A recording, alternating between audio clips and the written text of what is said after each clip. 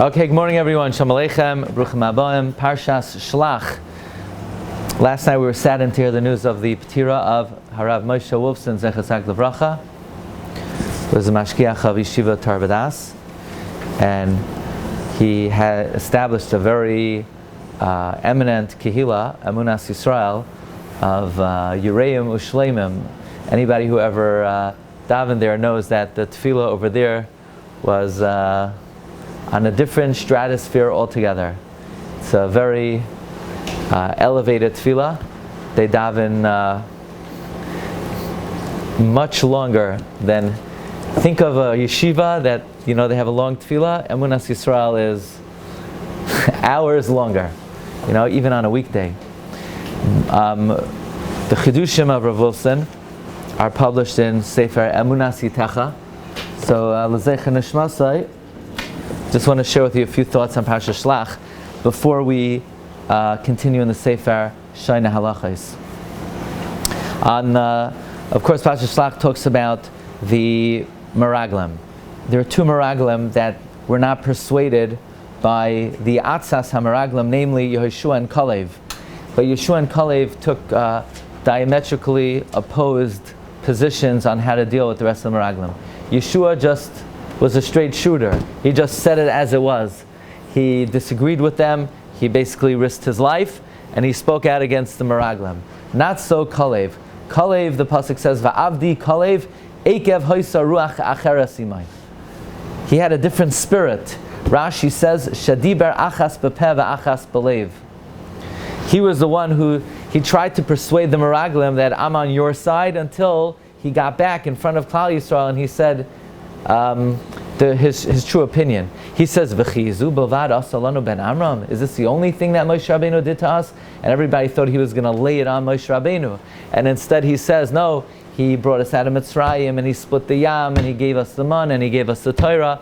So Kalev had a ruach acheres, a different approach than Yehoshua. He was achas b'peh v'achas b'lev. By the way, the Chafetz Chaim writes that why did Moshe Rabbeinu only daven for Yehoshua and not for Kalev? He says because Yehoshua, his life was in danger. Yeshua was risking his life. So Moshe Rabbeinu daven, Kol Yoshiacha me'atzas meraglim. Kalev, on the other hand, was much safer. However, Kalev was in a great spiritual danger. So Kalev is the one who has to go to Hebron, and he has to be mispalel for his spiritual standing. The Arizal writes on the word ruach. Ruach is oisi ois chur. Who's chur? Chur was the son of Nachshon and Miriam. The two of them, yeah? Chur. B'tzalel ben Uri ben Chur Lamata Yehuda. Chur was the son of Miriam. Chur was Aaron's nephew. And Chur was killed when? By the Egal. Remember the story? He tried to stop them from serving the Egal. They killed him. Vayiven Aaron understood. Vayiven Aaron built, but Rashi says Vayiven, he understood that if he's going to stand up against the Egal, they're going to kill him also. So Aaron said, let me make this, I got this under control. Lemi Zahav, his paraku, Chag Lashem Machar. So if you think about the approaches that Chur took and that Aaron took, they parallel the approaches of Yehoshua ben Nun and Kalev. So Chur took the approach of Yehoshua. However, he was killed. Now, says Rav Wolfson, does Chur need a tikkun? Or maybe when it came to the Chet HaEgel, he should have basically stalled and taken the approach of Aaron, so that Klal Yisrael would not be in a position where they would have to kill him. So says Rav Wolfson, the tikkun of Chur came that he was nisaber. The Arizal says Chur was nisaber in the neshama of Kalev. The Avdi Kalev eikev hoisa ruach acheres imay. There's an idea that sometimes a person can get a boost from the neshama of a tzaddik. So sometimes a person does a mitzvah and they feel like, I'm doing this mitzvah, I'm not worthy to do this mitzvah, how am I doing it? Sometimes there's an idea that the neshama of a tzaddik can be nisaber in you.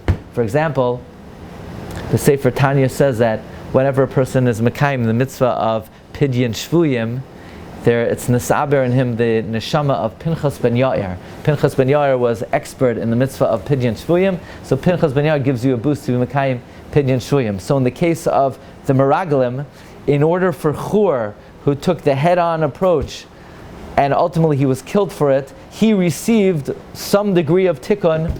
Obviously Chur did the right thing.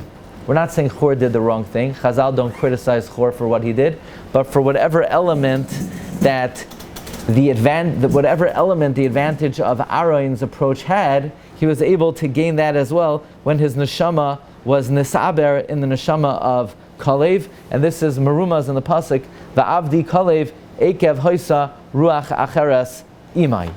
Okay, now, what is this week's parsha? Shelach. What's the gematria of Shelach? 338.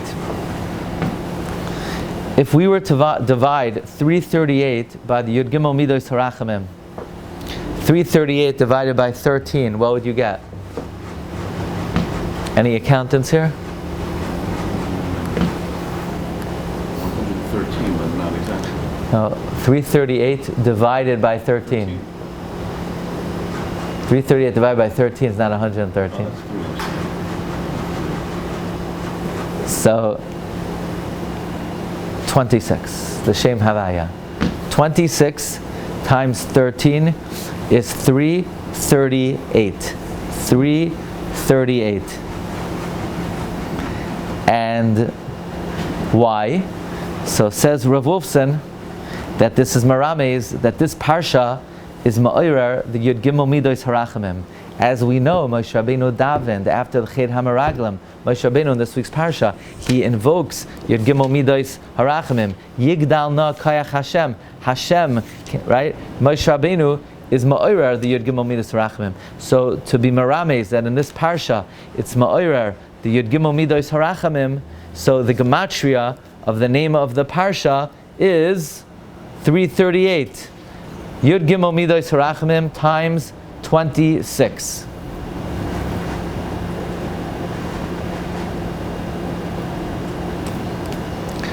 He says something else very interesting as well.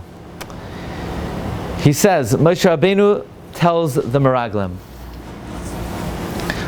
Uri'isam es ha'aretz mahi, see the land, what it is. Ve'es ha'am ha'yoshev aleha, and the people dwelling on it, ha'chazaku ha'rafeh, ha'ma'adhu imrav. Are the people strong, or are they weak? Are they few, or are they many? Uma ha'aretz asher hu yoshev ba, what about the land? Ha'toiva hi imra. Uma ha'aretz, what about the earth? Ha'shemena hi, is it fat? Imraza, is it lean? Ha'yesh ba'etz, imayin. V'his chazaktem, strengthen yourselves. Ulakachtem mipri ha'aretz, take from the fruits. Simply, Moshe Rabbeinu was saying, take from the fruits, bring it back, and we're going to check it out. Bring back a grape, bring back a rimain, bring back a te'ena. So, Rav Wolfson offers a novel pshat in what Moshe Rabbeinu was commanding, ulakachtem mipri ha'aretz, v'his chazaktem. It's interesting because the Bible says, "V'his chazaktem," strengthen yourself. Ulakachtem mipri ha'aretz. It is well known that the Beis Yosef says that when you make an alamichya, when you say the words "Sha'atzisav enchat alav eisenu le'echol mirpiriyav l'sbal mitzvah rachimna Hashem l'keinu Yisrael amecha v'alshayim racham v'yatzim shan kedach v'nei Yisrael mekash mehavim v'halinu seichav samchin yav v'noichal mipiriyah. V'noichal mipiriyah. You should say in alamichya, Hashem have mercy on us, so we should go to Eretz Yisrael and eat the fruits. That's why we want to go back to Eretz Yisrael, to eat the fruits. Don't Chazal say that v'chi nesave Moshe Rabbeinu likanos la'aretz v'chi lechol mipiriyah hu tzarech. So take out those words. But the Bach says, no, don't take out those words. A person experiences a tremendous aliyah and ruchnius by eating the fruits of Eretz Yisrael. How so? The Shechina dwells in Eretz Yisrael. When it rains in Eretz Yisrael, then the Shechina goes into the earth. It's then nourishes the growth and the produce. The produce and the fruits then are yoinek from the Shechina itself. When you eat the fruits of Eretz Yisrael, you're literally imbibing Kedushas HaShechina. Therefore, we're mispalel. Rachim na Hashem Elokeinu. V'haleinu soichav v'samchim v'noichal mi pirya. Says Rav Wolfson, when Moshe Rabbeinu was telling the Meraglim is, v'his chazaktem, strengthen yourselves. How? By ulakachtem e priyaretz, by taking the fruits and eating them. The only way you'll be able to overcome the klipa and the koichas hara that surround Eretz Yisrael is by eating the fruits. He cites the Bar Mayim Chaim, who says on the pasuk, "Ba'achlechem melechem haaretz tarimu truma lashem," that by eating the tvua of the aretz, tarimu truma, you'll be elevated. The Bas Ayin, Rabbi Avram of Avarish, Talmud of Kedushas Levi, says, Kedushas Peiros Eretz Yisrael is a requirement for Avodas Hashem. So what do you do if you live in the 5 towns? It's really You could get what? Fruit import. wine. Israeli wine. Isaac's ram. Or, the Bas Ayin says that the Machole Shabbos have Kedushas Peiros Haaretz. The Rajiner says, when Chazal say, Moshe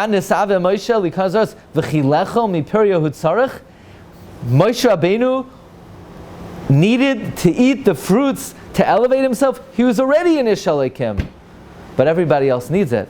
So therefore, Moshe Rabbeinu tells the Meraglim, "V'his chazaktem, strengthen yourselves." Uve'eza oifen, in what way? Ulakachtem mipri aretz, by taking from the fruits of the land, and by doing so, you'll be able to overcome the tumah of the klipa surrounding the Eretz. But they made a mistake. They didn't eat it, and they brought it back, and by that time it was too late. Anyway, these are some thoughts. Sefer Emunas Itecha of Rav Moshe Wolfson. Zecher Tzaddik Livracha.